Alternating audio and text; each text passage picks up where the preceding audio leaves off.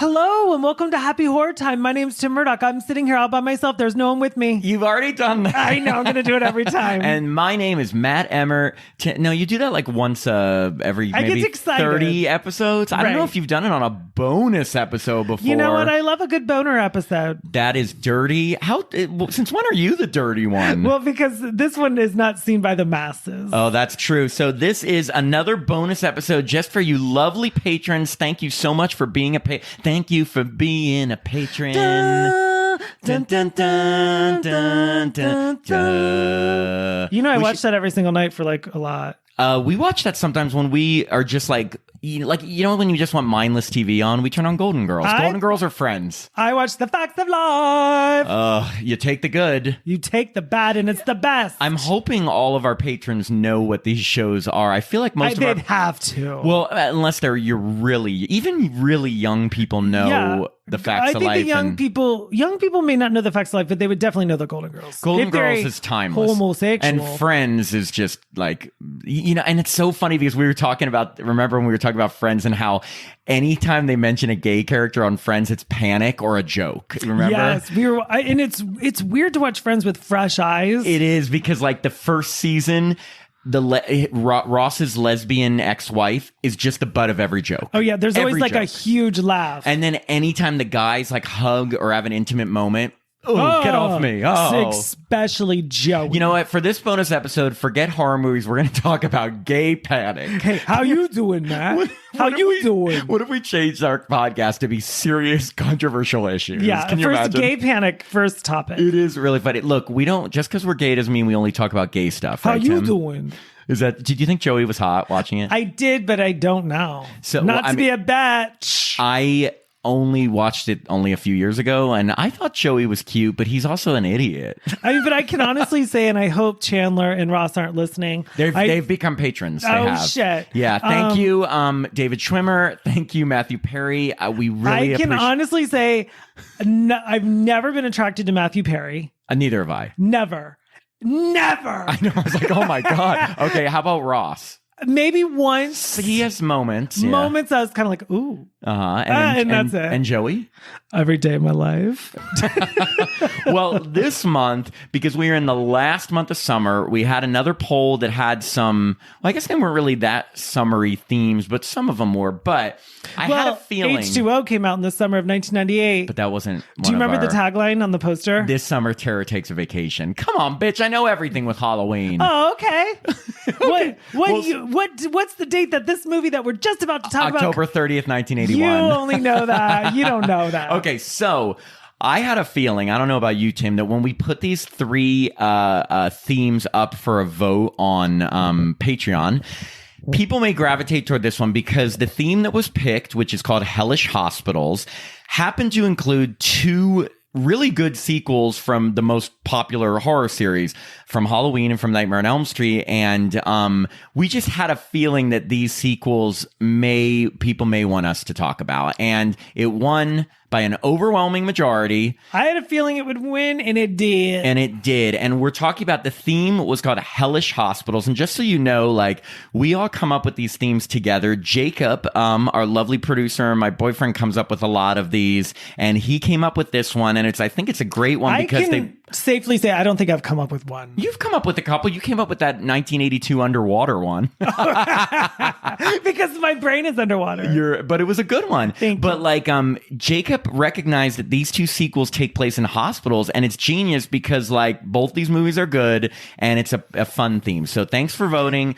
Hellish Hospitals. And our first movie, Tim, is Halloween 2, as in the sequel, didn't they say more of The Night He Came Home? Yeah, and it's 1981, has nothing to do with Rob Zombie's Halloween 2. Oh, God, yes. Skip, never watch Halloween 2, Rob Zombies, only watch 1981 one. And just a little background info on this movie, like, obviously, this is a sequel to the original Halloween. It came out 3 years after it, and Halloween 1 did so well. Let me ask you a question. Let me quiz you, because you are the Halloween king. If you're going off the Wikipedia page, I have it up, though. I'm just saying, like, okay, what was the production company behind this movie? Universal. Well, but it was distributed by Dino Universal. De Laurentiis. Yes. Yeah. Who did the music for this movie?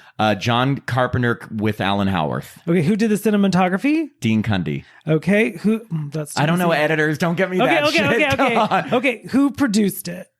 Erwin Yablans. Deborah Hill and John Carpenter. Oh, sorry. But he's executive producer. Right. Okay.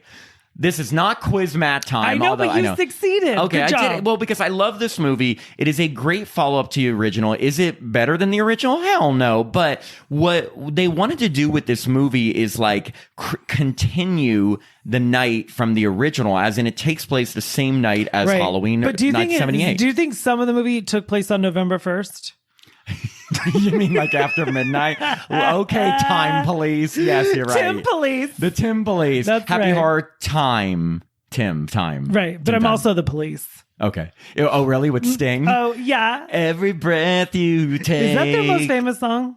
I mean, I would think so. That's really old. I mean, we're talking 40 years. You know what? Don't judge it till you try it. That doesn't make any sense. Like with drugs?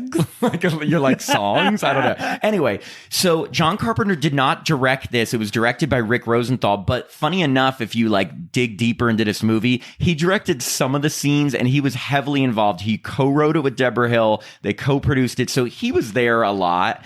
Even though Rick Rosenthal is the director, and apparently Rick Rosenthal said in interviews he tried to capture the style of the first one. So really, he kind of just was mimicking Halloween 1. Right, because what was the big controversy? Like, John Carpenter wanted to do The Fog, and they're like, no, you're contractually obligated to do the Halloween 2. Yes, but he said he just could not direct it and direct The Fog. So he took like this, he wrote it, he took producing. But again, he was so involved that he might as well have been sort of like a co-director, because like, I think there was even like a little bit of controversy between Rick Rosenthal and him, because I think he was very micromanaging on Rick Rosenthal. Rick Rosenthal's the real winner because he went on to do Resurrection. Oh my God. Yes. If you didn't know this, Rick Rosenthal also directed Halloween Resurrection, which was a piece of shit. Really? Well, actually, I'm kidding. It has moments. It has moments, and we did cover it in Thankful for Sequels That Suck. It's one of those sequels that sucks, but you can still have fun with. Right. Like, I mean, I think the score is amazing. Well, score. Well, score like a soccer goal. Okay, anyway, so this movie, what's cool about this movie, it starts with on Mr. November Sandman. 1st. It does not. It starts with the song Mr. Sandman, which you're probably like, how is this song related to Halloween? How is it, Tim? I don't know. Oh, it's like Sandman is like when you go to sleep and that's nightmares, that's Michael Myers. But wouldn't that be Freddy? Well,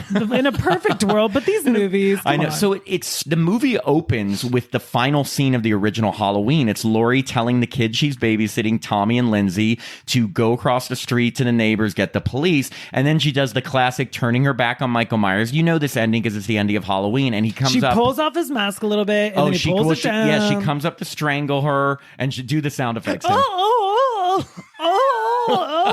That's a good impression. Thank you. Dr. Loomis comes just in time, shoots him 6 times. He falls off the balcony down to the ground, but he's disappeared. And that's how the original movie ended. So this movie, it continues that. Dr. Loomis goes downstairs. He sees like a, what's it called? And he puts his hand in. There's a huge amount of blood. It's like a mark of where he had fallen, but he's gone. Like the grass is like shaped of a human. Yeah, it's almost like it would be a chalk outline of a body, but it's on grass. Right. I mean, how heavy is Michael Myers? I don't know. He really dented that grass. But I think the funniest part is that then they have like a neighbor say, is this some kind of joke? I've been trick-or-treated to death. And Dr. Loomis says, you don't know what death is. And it goes, ding, ding, ding, ding, ding, yeah, ding, that ding, ending, ding, ding. I mean, that ending, that's over. No, that beginning is so anticlimactic. It's just very like, I love it because it's like, it's such a, he's just such a forceful line. You don't know what death is. And then it does the whole score, but you'll notice in this movie the score is slightly different. Is short. Donald Pleasence is very short. But I didn't realize watching it with you. Like, obviously, we watched it recently. I always thought he was taller. Dr. Loomis? Yeah, I never saw him as tall. I mean, but I didn't think of him as small. Anyway, I guess I don't. I think I see him as just average, right? Look, you're just average. You're terrible, Dr. Loomis. I'm just saying. I thought all my life I always thought he was like big. Yeah, and then watching the movie, I was like, gosh, he's tiny. He's not the tallest guy, but the thing is, the score you'll notice in this movie, it's like slightly different from the original Halloween score. but I still like it. Oh my God, it's synth, it's 80s, it's awesome. I love it. It's still a really fun, like, dark score. So anyway, it opens, and what I like about After the Score is that it kind of gives you that same feeling of Halloween 1. You see the camera from the point of view of Michael walking through alleyways, and his first stop is Mrs. Elrod's house, who's making a ham sandwich. Right, and her husband's falling asleep watching Night of the Living Dead, public domain film. And what is the famous line? I'm coming to get you, Barbara. They're coming to get you, Barbara.